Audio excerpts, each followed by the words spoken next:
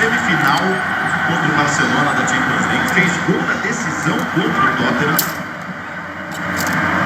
mas muita gente entende que ele está muito aquém do nível técnico de todos os outros atacantes titulares do Liverpool.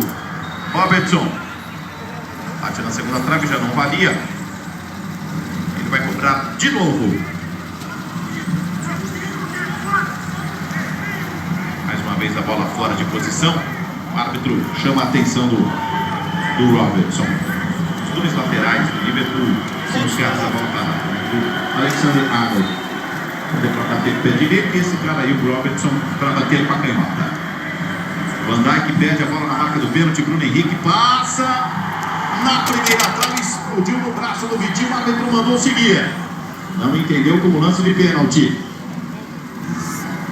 Felipe Luiz marca em cima do Salah. Arão pega a primeira, faz o giro, sai jogando com a bola dominada. Diego dá pedindo Bruno Henrique. Acelera para cima dele, Bruno. Ganhou o Milner, carrinho para matar a jogada, para fazer a falta. Ele toma amarelo.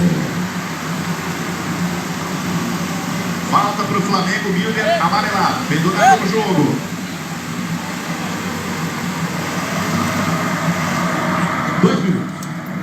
Mais 2 minutos para acabar o primeiro tempo da prorrogação.